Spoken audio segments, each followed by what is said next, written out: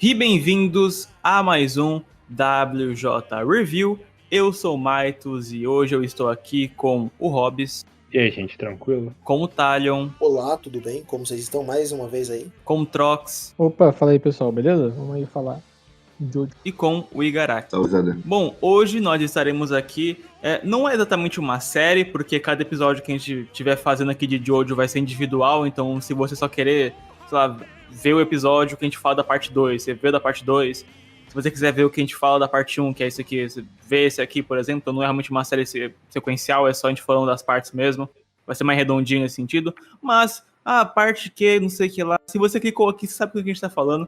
Estamos falando de Jojo's Bizarre Adventure, parte 1, Phantom Blood, né? Falando propriamente do mangá aqui, né, nessa introdução já logo de cara, né, velho? Escrito pelo Hirohiko Araki, né, e publicado lá em 1987, Jojo's Bizarre Adventure, né, Phantom Blood, que inclusive na época tinha depois da parte 1 tinha Jonathan Joestar, His Wolf, né, isso. Ah, sim, mas isso aí também foi depois, quando saiu era só Jojo. Foi. E falando da sinopse, de fato, né, dessa obra, o Jonathan, ele é o herdeiro único de uma notória família de aristocracia britânica, os Joestar. Tudo que ele queria é, tipo assim, só um cavalheiro, só um cara que tem uma vida tranquila, despreocupada. Só que então aparece o invasor, aparece o cara que vai acabar com tudo, o cara que vai deixar a putaria ficar louca, né? Dio Brando, né? Além do Dio aparecer pra fuder com a vida dele, aí tem a presença sombria de uma misteriosa máscara de pedra. O que é ela? O que ela faz? O mangá já começa com isso, inclusive, né? Mostrando a antiguidade, algo com a máscara, assim. Então já Eita, a história vai direcionar pra algo que envolva essa máscara aí. Então já vai... Pra mim, ele acerta muito nisso aí, pra instigar os leitores, né? E também dando o contexto histórico, né, velho? De quando foi publicado a parte 1 de Jojo, né? A primeira parte, né? Era numa época, né, que já tinha alguns dos mangás consolidados ali, já tinha Dragon Ball, já tinha Hokuto no Ken, que inclusive é uma fonte de inspiração muito forte do Araki, principalmente na parte 1. Tinha Captain Tsubasa, Saint Seiya, Kimengumi, Kinnikumansuri, Hunter, Kochikame, enfim. E entrou na mesma leva de Kirara e Akaten Kiyoshi, que ambos foram cancelados, não tiveram muitos capítulos, onde Jojo foi o que sobreviveu aí, o filho do bem, né, deixa eu dizer. E um detalhe também legal de mencionar é que o próprio Araki, ele reconhece que, tipo, parte 1 não era na época, tipo, dos fodas, assim, tipo, não encostava nem naquela tríade de mangás, assim, que era o Captain Tsubasa, o Dragon Ball e o Hokuto no Ken, né? É que eu vejo Jojo Parte 1 mais com, tipo, uma ironia, uma paródia de tudo aquilo que tava bombando na época. Que parece muito isso, sabe? Tipo, tem muitos momentos na narrativa que é os personagens falando expositivamente o que tá acontecendo de uma forma meio irônica. Principalmente o Speedwagon, cara. É muito engraçado. Mas aí eu acho que realmente, em questão de seriedade, não chega nem perto. Assim, o Hokuto, ele se leva a sério desde o começo, né? Mas ele tem momentos engraçados meio que de forma involuntária. O Jojo, claramente, o Araki tem o intuito de fazer algo cômico, mas sem perder a mão da linha tênue que fica Jojo entre cômico e sério, né? Tanto que o Dio mesmo é a personificação do mal, assim, sem motivo nenhum. Ele só é mal e ponto.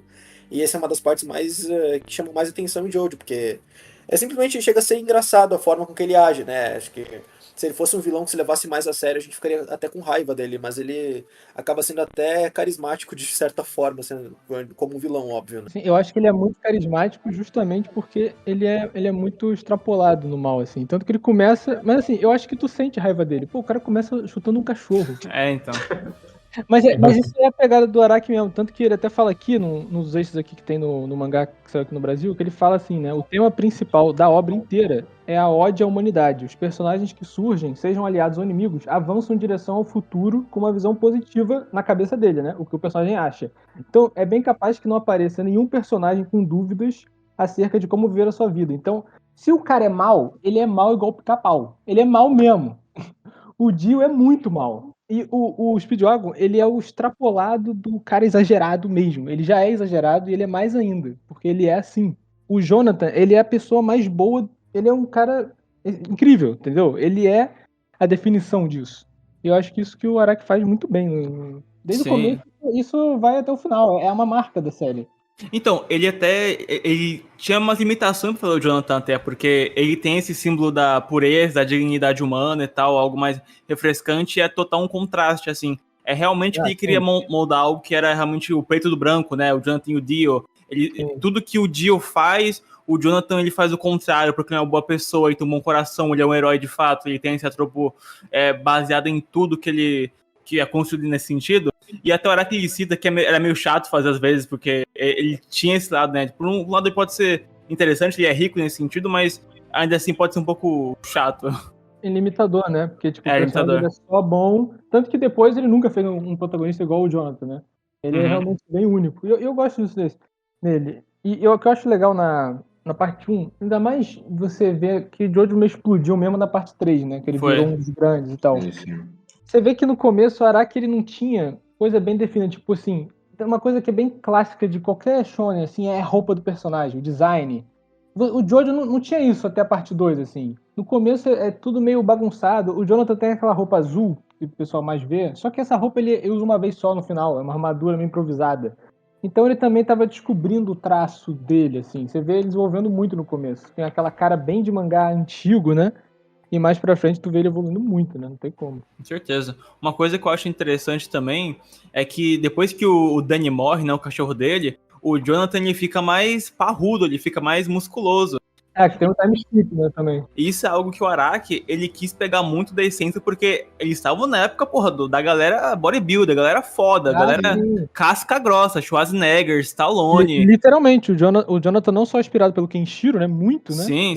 Mas ele também é muito inspirado no Schwarzenegger e no Stallone também. O Stallone é mais do Joseph, mas ele tem essas inspirações. O Araki até fala, acho que no volume 1 mesmo, que é tipo assim, o Schwarzenegger, por exemplo, nem mesmo uma arma pode parar ele, sabe? Então ele queria que o Jonathan fosse realmente esse olhar, essa impecância de ele ser imparável, sabe? Então, e a Shonen Jump, claro, ela tem um histórico já de ter vários protagonistas que eles eram, assim, eles evoluem e eles conseguem ser mais imparáveis, eles são aquele símbolo da perseverança, no próprio Kenshiro que eu falei já, a gente já gravou o Hokuto no Ken um tempo atrás, então vamos procurar o podcast depois de eu ver esse aqui, que o Kenshiro, ele era aquele cara meio messias, né? Porque ele chegava na vila, ele acabava com todo mundo, ele não esboçava um sorriso sequer, mas, cara, sempre que alguém tentava fazer algo com ele, a pessoa já tava morta. Porque ele é foda, porque ele é imparável, entendeu? Isso é muito legal. É uma vibe também de muito do Araki também, que o Araki, ele faz uma coisa legal, que ele não só tem muita influência de mangá e de mangá antigo da época, mas também muita influência ocidental em Jojo, é muito. Sim, tanto que se você pegar filme, tipo Mad Max, ou filmes do Schwarzenegger e do Stallone, que ele até fala que o Dio e o Jonathan, os dois são baseados neles, você vê que é total essa vibe no Jojo. Ele faz uma mistureba, assim, por isso que fica um negócio cômico. E o que eu acho mais legal também é como ele pega os contos de vampiro, né? Pra botar isso aí. Que é uma coisa que quando você pensa em Jojo, quando eu pensava, eu nunca tinha parado pra pensar que era uma história que tinha vampiro, sabe? Era uma coisa que eu não pensava antes de ver e ler. Até o setting é tipo na cidade de London, naquele período meio remoto, assim, que total, tipo, é meio. É tipo muito bizarro, porque ao mesmo tempo é uma cidade de London, mas tipo, os Joestars, eles têm um castelo, eles têm uma mansão numa área meio floresta, assim. Mas depois o Jonathan vai pra uma cidade, saca? Então, tipo, é muito. Não é coeso, mas isso não é necessariamente ruim. É algo que muda drasticamente o setting da série. Isso em todas as outras partes também. Uma coisa que eu gosto muito também é que esse tema da perseverança, da questão humana, assim, que o Trox citou, que é um dos temas centrais de Jojo também, claro. Eu adoro também essa parada de que no momento que o pai do Jonathan morre, ele passa a tocha pra ele, né? E isso foi influenciado, se não me engano, pela morte do vô do Araki. Né? Caralho. Tava perto de morrer, né, quando começou a serialização. Então ele tinha muitos pensamentos sobre como que as pessoas que estão vivendo aqui hoje, elas podem deixar as marcas para a geração que vem. Como que as pessoas que moldam quem nós somos e tal, quando a gente vê o Jonathan sendo uma pessoa mais pura, uma pessoa que ele leva esses valores consigo até o fim, mesmo até a morte dele, ele não mata o Dio de fato, assim, esmagando a cabeça dele, não, ele morre abraçando e sorrindo. Então ele trouxe esses aspectos do coração dele mesmo, do pai dele. Então o Araki, vendo isso, ele quis tornar isso um norte central da franquia, Jojo, claro, mas principalmente da parte 1. Então a gente vê o nosso protagonista da Shonen Jump dos anos 80 morrendo no fogo, sorrindo, abraçado com um vilão que é o mal total. Isso é muito foda. E isso vai dar vida para todas as outras partes de Jojo, né? Tem todo esse tema do destino dos Joestars, né? Que todo Joestar tem um destino de ser atraído para o Dio. Que isso é uma das partes. Mas eu não sabia dessa história do avô do Araki. Isso realmente dá um impacto maior. Peso, né? Sim. Nesse ponto da história, esse negócio de pose, homens musculosos fazendo pose no meio das lutas e tal, isso nessa época dos anos 80 não era algo tão incomum assim, né? Não era algo, nossa, isso aqui é uma coisa nunca antes vista. Era algo já, digamos assim, conhecido. Vamos dizer assim, não era tão inspirado nas poses de Jojo nas revistas como se tornou mais proeminente a partir da parte 3, 4, né? Se tu vê essas poses que você tá falando, é só nas capas. Tanto que nem tem tanto na história em si. Ele não faz mega poses igual tem na parte da parte 3 mesmo, ou da parte 4, né? Que ele muda bem o traço.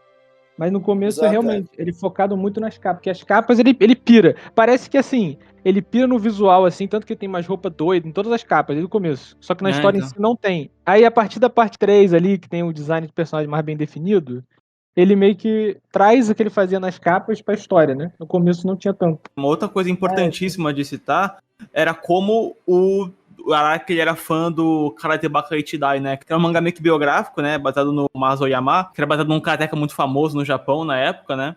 E que, cara, sempre que ele dava aqueles golpes, aqueles socos, aqueles com a mão assim, com a palma gritando assim, ele sentia que aquilo ali tinha eletricidade, ou seja, tinha poder, mas esse poder que ele dava, assim, com um golpe, vinha dele mesmo e a gente não via esse poder, sabe? Era algo que, tipo, quem tá vendo, obviamente, vai achar que é algo normal, né? Só uma pessoa batendo num monte de pedras, né? Mas pro Araki aquilo era mágico. Porra, caralho, esse cara é foda, é eletricidade, magnetismo, não sei o quê. Não, eu ia falar que é aquela parada de pegar um negócio real e exagerar muito, né? Exatamente. Não, e outra coisa que você falou aí é a mesma coisa da dualidade, né? Porque o Dio ele vira um vampiro, ele vira a personificação de algo sombrio. Ele não pode nem ficar de dia mais. Exatamente. E o Jonathan, ele tem o poder do sol. É realmente então. o completo oposto. Nossa, mano.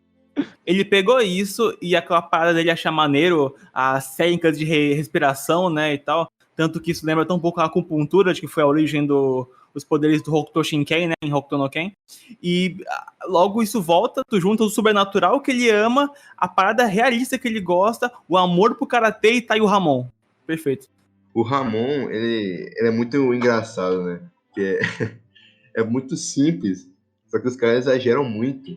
É tipo, Ramon Overdrive! E aí ele fala alguma coisa relacionada ao elemento que ele tá usando Ramon, sabe? Tipo, a água, o azul esmeralda, tá ligado? Eu acho isso muito, muito engraçado. É muito legal essa parte de energia vital, né? Porque, tipo, a primeira hora que aparece o Zeppelin, né? Que ele é o Sim. mestre do Ramon, ele dá um soco no sapo. Só que ele. Mas ele não dá no sapo. Ele controla a energia do lugar e da pedra e do sapo e consegue fazer ela atravessar e não machucar o ser humano. Isso é incrível, cara. E aí, quando o Jojo quando ele tá. Tipo, naquele momento que ele já tá melhor, que ele tava tudo ferrado, né? Quebrado. E aí ele toca na árvore e ele começa a criar vida. Ele realmente. Ele é tipo a vida contra a morte, que é o Dio. Isso é muito. É muito doido. E desde o começo de Jojo, a gente já tem as claras inspirações do Araki, que ele começa a colocar nomes de bandas nos personagens, ou nomes de cantores famosos, né? Tem o Zeppelin de Led Zeppelin, né? Tem o Speedwagon, que tem uma banda que é Real Speedwagon, de 1967. E vale salientar também que, se eu não me engano, essa parte 1 de Jojo tem bastante inspiração na obra anterior do Araki, né? Que é o Baou Visitante, se eu não me engano, né? É uma obra pouco conhecida, eu acho, não? Sim, foi o primeiro mangá assim que ele serializou, né? Antes do Jojo. Foi o único, né? Porque os outros eram só one-shots, histórias bem curtinhas de 2 capítulos, se eu não me engano, ou um só. E eu ia falar que, na real, as referências musicais já começaram aí. Tem o personagem, Já. aquele garotinho que aparece na parte 1, o Poco. Poco é o nome de uma banda de country. Bem aleatório, assim, que ninguém conhece muito. Sim. Mas né, tinha uma referência já há pouco no mangá anterior dele, anterior até do Bao. É um outro mangá que eu esqueci o nome, é um não sei o que, Poker's Underarms. Esse aqui mesmo, esse mesmo. já tinha referência. Então ele pega, pô. E não só isso, né? O vilão é o Dio, pô. O Ronnie James Dio. Isso Não, aí. tanto que tem um quadro que ele faz uma pose parecida com aquele álbum icônico. Eu achei isso muito incrível, mano. Puta que Ele é o Holy Diver. Uhum. Os cabelos de roqueiro. Sim, não, total. Pô, e essa referência é incrível, né? Não tem como. Não Você tem começa e o nome do cara é Dio, de Dio, e o Brando, do Marlon Brando, do ator. Porra, Isso é muito começa foda. assim já. E o Araki, ele mete o louco que ele pegou Dio, mas é porque Dio acho que em espanhol, Não, não italiano. sei, Italiano. italiano é Deus. É, mas só que isso aí, isso aí o pessoal falava por causa na parte 3, né? Na parte 5, né? Que tem coisa da Itália, que tem o Diávolo, que é o diabo, literalmente. Só que o nome Dio não era inicialmente por causa do deus italiano. Isso aí foi não uma coincidência. Provavelmente ele pensou, mas a ideia inicial realmente era referência do Dio mesmo. Mas isso acabou sendo. O nego fez esse paralelo por causa do Diávolo, eu acho. Mas não tinha essa referência específica. Então ele só meteu o louco na edição depois, né? Não, é do Filho caralho. da puta. Ah, o Araki pode, pô. Deixa eu fazer uma pergunta aqui. Como o Jojo tem muita inspiração em Hokuto, né? De alguma forma, Joestar, a família Joestar tem alguma referência ao Fist of the North Star, da Estrela do Norte, e Joestar, eles têm aquela estrela neles? O que eu sinto mais é que alguns elementos se misturam, sim, mas acho que não todos, porque se a gente for fazer uma leitura exatamente do que cada coisa pode ter sido inspirada, a gente pode até teorizar, mas a gente pergunta pro Araki aí não é isso de verdade. O que eu consigo ver de inspiração principal também, claro, teve a história que você falou do Talon, que eu também acho que é uma fonte interessante, mas também a Yuria com o Shin e o Kenshiro, né, tipo, naqueles primeiros capítulos, é muito a Erina, o Jonathan e o Dio, sabe, vou dizer assim, né, em relação... Só que, obviamente, é só um pouco. Aí tem esse paralelo também, né? De Hokuto, que tanto o Dio quanto o Jonathan, eles são meio que atraídos pela Irina, né? O Dio né? mais num desejo pervertido, depravado, Sim. de, tipo, roubar a Irina do Jonathan. Tanto é que tem a grande frase, né? Ah, você não beijou o Jonathan na primeira vez? Foi eu, Dio! Muito dessa parte, cara. Icônico, mano. Muito foda. Um dos personagens que eu mais acho engraçado quando aparece, né, é o Chun Wang. Não sei se vocês lembram do Chun Wang, que ele é um vampirão maluco, que ele é o cara que prevê as coisas. Esse é o cara que vende o...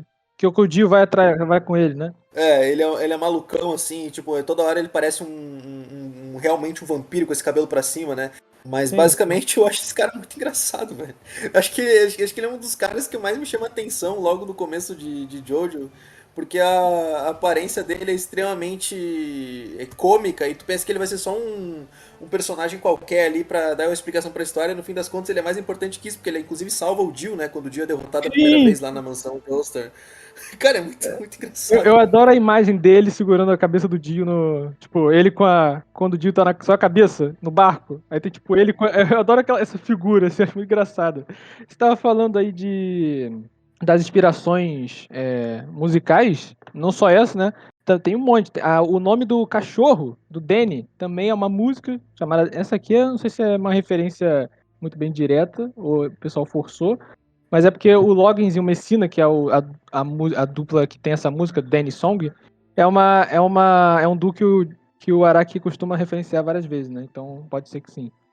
Tem também o Bruford, né? Que é o baterista do Yes e do King Crimson. O Tarkus, que é um álbum do Emerson Lake Palmer. O grande tatuzão, robô, atirador, muito foda. Então, é engraçado como o Araki já pega isso.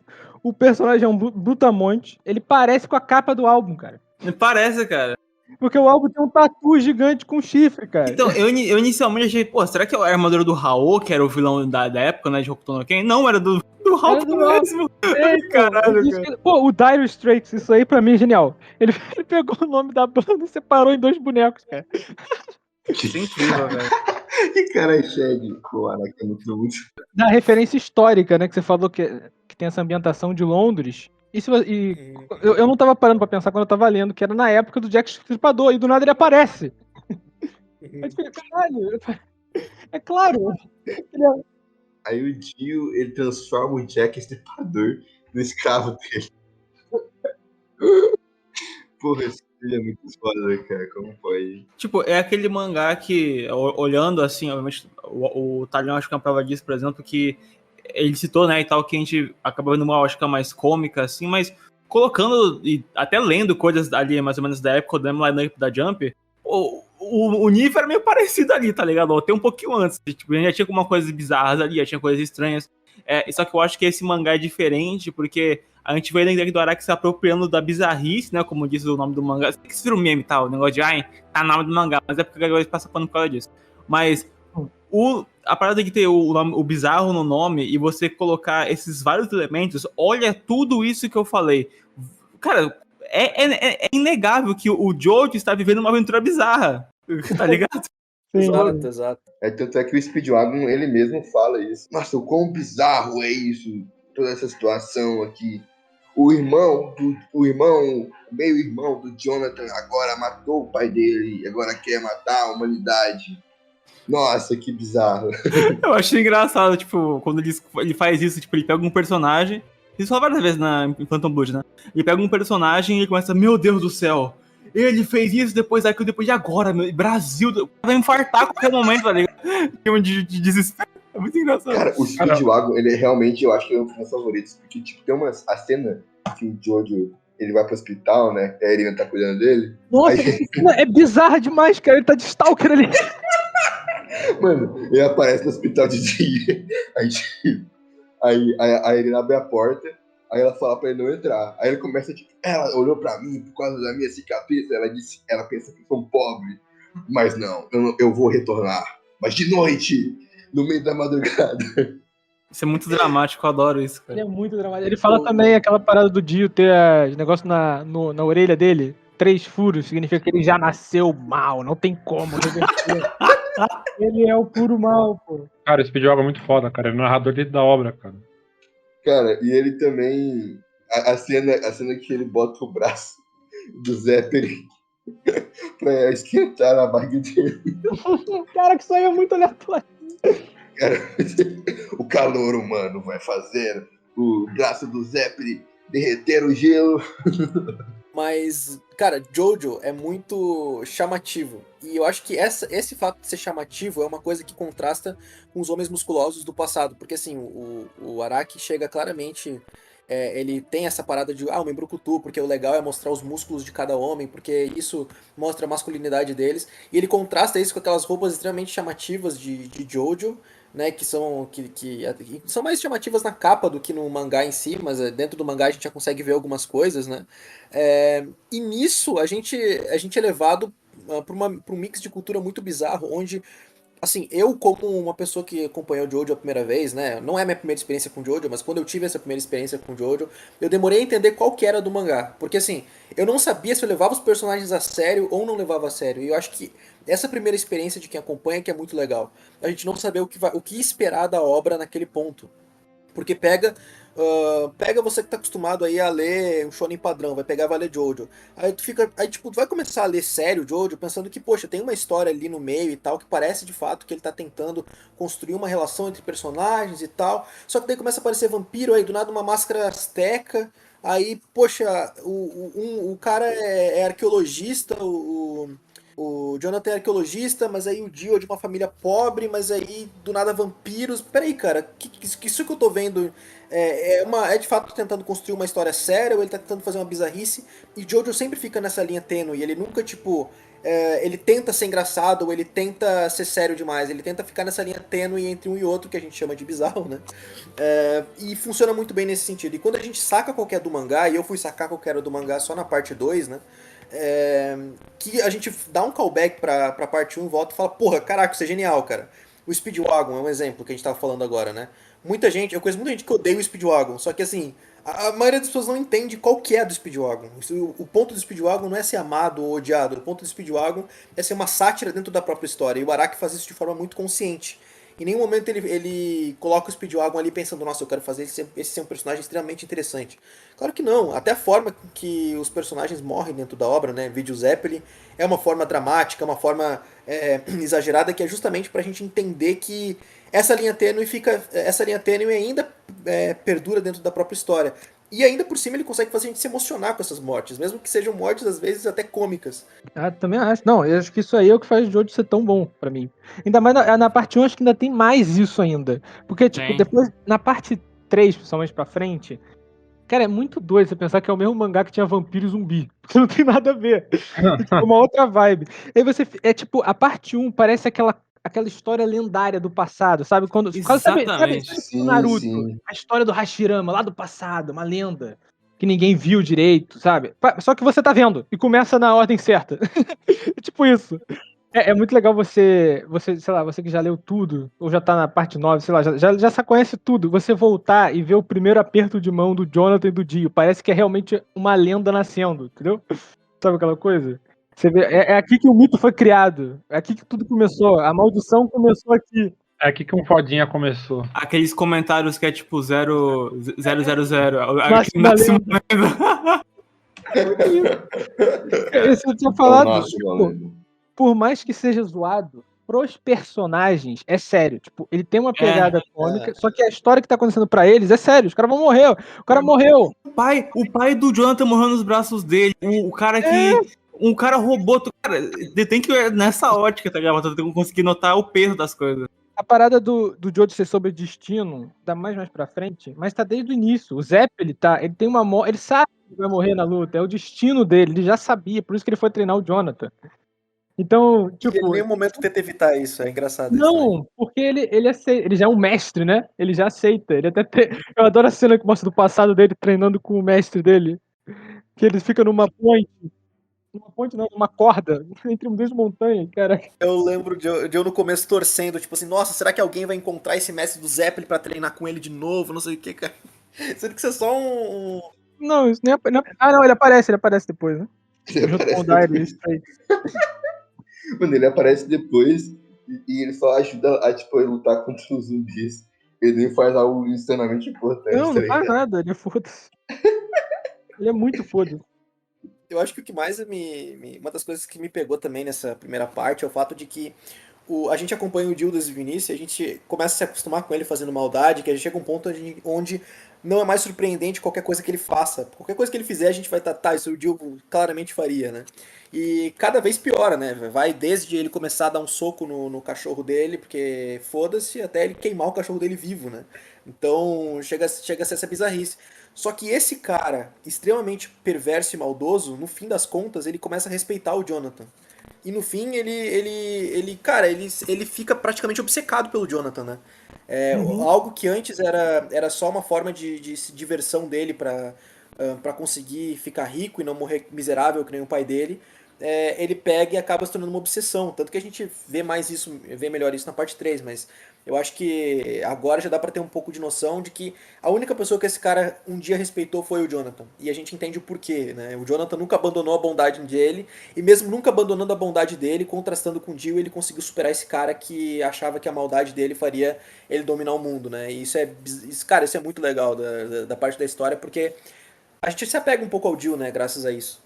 Tem até, não é canônico, mas tem até aquela novel que é escrito pelo autor do Monogatari, eu acho, que é o Overheaven, do Dio, que conta até da mãe do Dio, que não é citada em nenhum momento no mangá. Essa novel, infelizmente, não é canon, mas ela é muito legal pra tu ver uma expansão disso. Porque tu vê que o Dio, ele é mal, igual o Speedwagon fala, que ele é puro mal. Mas o Speedwagon é exagerado. Ele não é puro mal. Eu acho que a única pessoa que conseguiria reverter o Dio seria o Jonathan, mas não deu tempo. Infelizmente. Foi quase. E o Jonathan, geralmente, ele não é o Jojo mais querido de todos, né? Mas eu diria que é um dos mais Não. importantes. É. É muito engraçado como a gente entende que nas próximas partes, os vilões... a gente olha os vilões das próximas partes, a gente olha o Jojo mais pra frente, a gente pensa...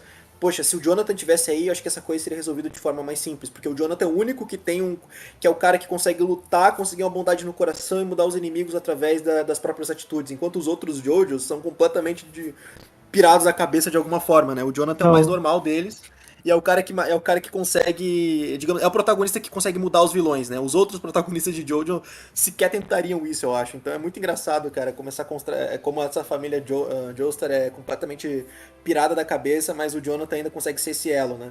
E é legal porque, tipo, mesmo todo mundo sendo bem diferente, né? Mais pra frente, todo mundo tem um pouquinho do Jonathan.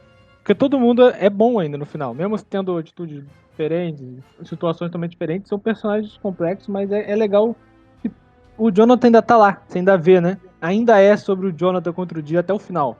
Isso é maneiro. Exatamente, exatamente. Todos da família Joestar tem bondade, todos da família do Dio tem uma maldade, né? Uma parada assim. É. Incrível. Eu acho o Jonathan muito subestimado, cara. O pessoal ainda não dá muito valor pra ele, sendo que ele é, tipo, o mais importante da série inteira. Eu acho também que, tipo, acho que quando a pessoa vai ter o primeiro contato com o Jojo, ela às vezes é vendida por partes posteriores, que necessariamente foda-se, a pessoa vai ler ou ver se quiser só, então essa aqui é a parte 1, é o começo de tudo. Então, a pessoa já às vezes tá avisada de coisas que vão vir no futuro, então ela bota uma expectativa muito fodida no como vai ser o começo. E aí quando ela se depara com uma história de vampiros, 2 irmãos, uma coisa bem novelesca, assim, bem exagerada, Total, e com esses aspectos, assim, que são bem preto do branco mesmo, assim, tipo, ou é isso ou é aquilo e foda-se, sabe? Que o Araki coloca de forma que eu adoro, assim, bem exagerado mesmo, e bizarro, claro. A pessoa, ela se distancia, e aí quando ela vê qualquer outra coisa que rompa com esse início que o Araki faz, ela já bota num auge, assim.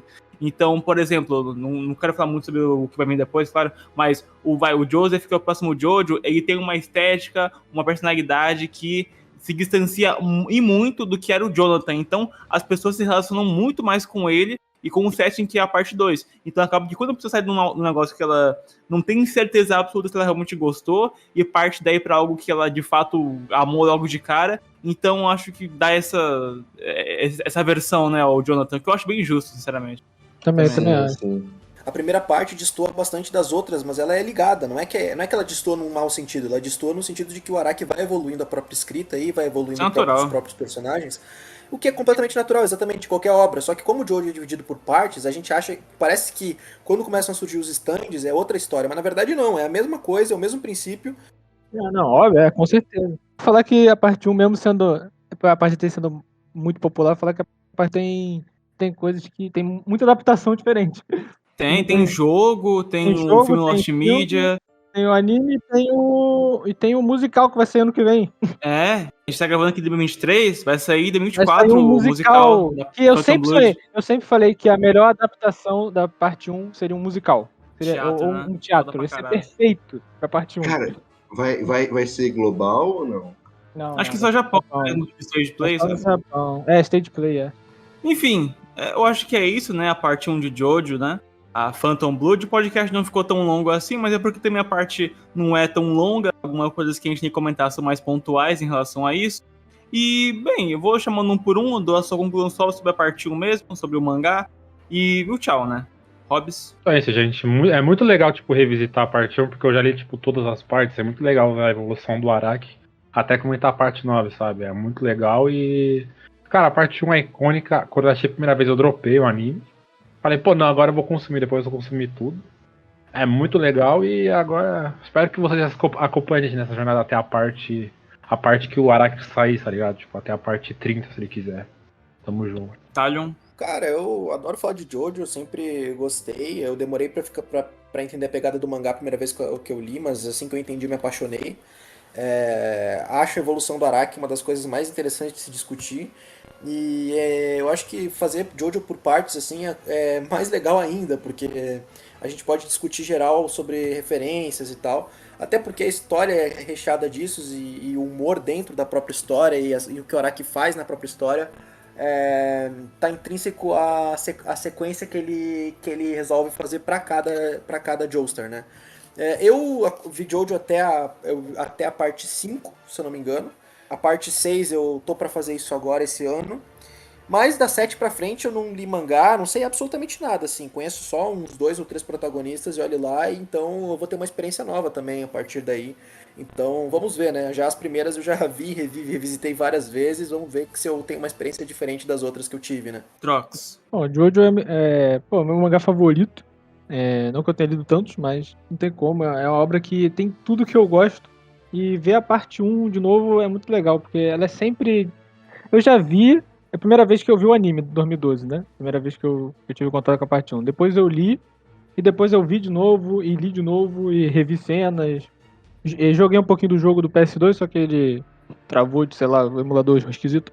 Mas é uma parte maneira, é legal você voltar nela. Eu gosto desse aspecto que ela é distante das outras, mas ao mesmo tempo ela é a base de tudo. E é isso. Igarak. Eu gosto muito da parte 1 de Jojo, apesar dela ser muito ostracizada pela comunidade. Quando eu tive o primeiro contato com o anime, eu achei ela maravilhosa, isso tudo me encantou. Principalmente o Dio, que é um dos meus personagens favoritos até hoje. E ler um mangá, assim, eu já tinha lido, mas relendo, e agora tendo lido o Hokuto no Ken, inclusive vão no podcast Hokuto no Ken, muito bom. Você entender da onde o Araki tirou as inspirações, você entender toda a temática de Jojo que veio da parte 1, é realmente muito gratificante. E espero que você tenha gostado do cast. Não foi muito longo, porque 44 capítulos e 5 volumes, né? Não tem muita coisa. Mas é isso. E falou! Bom, minha experiência com o mangá de Jojo, claro, primeira vez já tinha visto a adaptação inicial, eu não era tão fã, mas eu nunca odiei nem nada. Mas experienciar aqui a parte 1 em mangá foi bem interessante, assim, teve todas as referências aqui que a gente já falou e tal. O ritmo de leitura também é bem específico. Eu demorei um pouquinho pra acostumar, mas foi tranquilo. Mas eu diria também que na metade, deu uma estagnada também. Eu acabei ficando meio travado com algumas lutas e algumas coisas, contexto histórico que rolava, então não fluiu tão bem, mas chegou ali no último volume, foi perfeitinho. O final também dá um ar muito legal, assim, de geração, de que todo mundo que lutou junto vai estar sob o mesmo céu, né? Que o último quadro é todos ali que morreram, que participaram dessa parte ali com o rosto ali nas nuvens, né? Isso é muito interessante. E é assim, né? Aqui acaba a parte 1, e é isso aí, né? Vamos fazer outras partes caso você queira ouvir. Caso você só queira ouvir essa parte aqui, tudo bem, ok, né? Ou se quiser só ouvir essa e a 2, e aí quando a gente lançar a 3, tá com foda-se. Você faz o que quiser. Enfim. E é isso, e é porque e é mesmo, e ver, e jer, e puti, como diria o Whindersson Nunes, e até o próximo vídeo, até a próxima live, até o próximo WJ Review. Tchau, galera. Tchau. Oh.